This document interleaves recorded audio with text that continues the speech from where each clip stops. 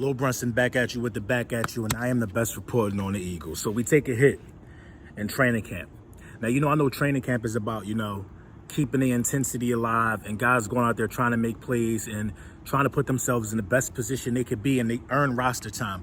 But you know what I mean? When you got your guys and they're going to earn roster time, I don't understand why we make proven athletes or athletes on the rise perform so hard in training camp. You know what I mean? These injuries in training camp to people who are on the rise are the ones that get me the most, man. You know what I mean? My prayers and wishes, man. My thoughts go out to Grugier-Hill, man. KAMU.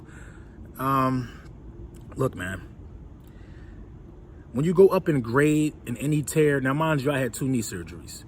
Just because he got off the cart and walked it off, that don't mean anything. Obviously, we know that now.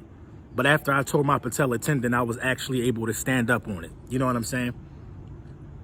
Listen, man, when you go up in grade with tears, that's going up in the severity of the injury. Now, if it was a grade 1 MCL tear, he could just rest for a week or 2 and be back to 100%.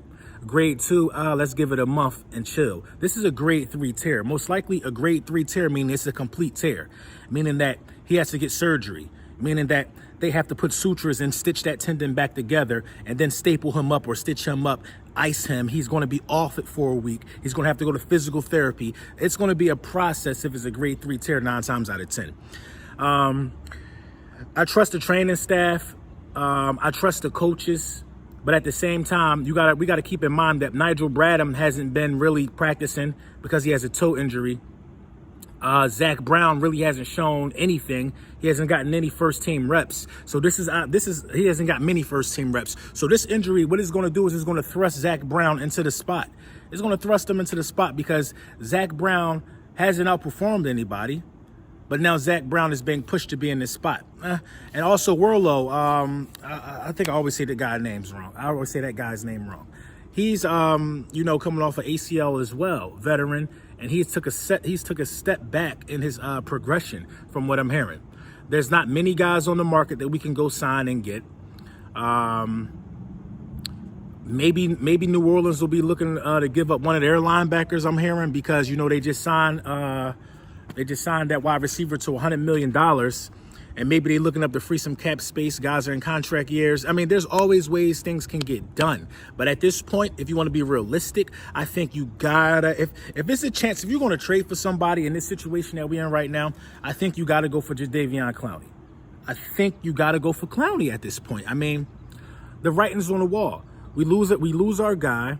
You know what I mean? Even though Clowney plays a lot of defensive end, but you got to go for another defensive stud to mask what you don't have in the linebacking core. Now, the linebacking core now officially is the worst core on the team. It's the worst group on the team right now. KAMU was holding together, so it was at least serviceable with KAMU and Nigel Bradham. But at the same time, we got some things that we need to figure out as a coaching staff.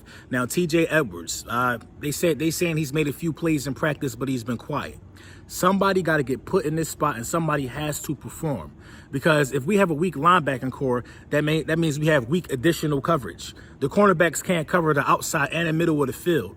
You know what I'm saying? If we have a weak linebacking core, then that means we have a weak second line defense for the run.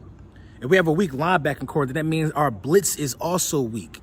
Linebackers are literally the glue on both ends. The glue for the defensive backs and the glue for the defensive front. Once you get past the defensive front, you got to deal with the linebackers. You see what I'm saying? If a team comes out in a 5-wide set, a linebacker got to cover. Linebackers are your blitzing dogs. You know what I mean? So it's up to the coaching staff about who they're going to put in this position. That's why I said, man, it's not about the players that we signed. It's about how can the coaches get these guys up to snuff. Now I'm looking for somebody to seize this opportunity and make a name for themselves. You got to seize this opportunity and make a name for yourself. That's what Crevion LeBlanc did. That's what Avonte Maddox did. These dudes, that's what Rasul Douglas did. These dudes took the playing time that was given to them due to injury, and they seized the moment.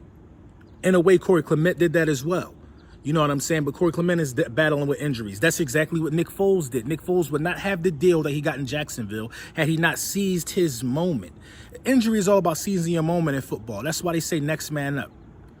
Now, the coaches got to put the right man in the position. Who looks hungry? Who wants to do it? I would go with TJ Edwards. I would go with the rookie. I would put the rookie out there. I would give the rookie some of that experience. Now, you got some guys who are available. I think we pick somebody up.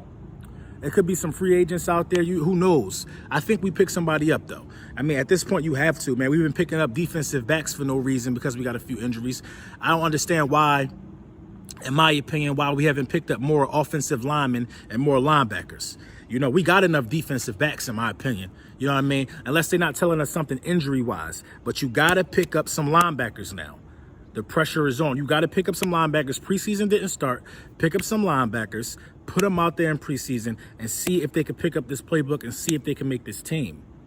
That's our weakest spot right now is linebacker. And I don't know where we're going to see Grugier-Hill back. I have no idea, but at the same time, I'm wishing him a speedy recovery. And you know, we gotta keep in mind that these guys are going out there practicing. They're happy to be out there, but practice is still dangerous. They're hitting now. They got pads on now. They're doing full contact practice. They are getting ready for preseason. They're getting ready for preseason. This is a devastating blow to our organization, but any week something like this could happen and it could derail Super Bowl aspirations or playoff dreams. At the same time, it's football. Next man up. Let me know what you guys think in the comments.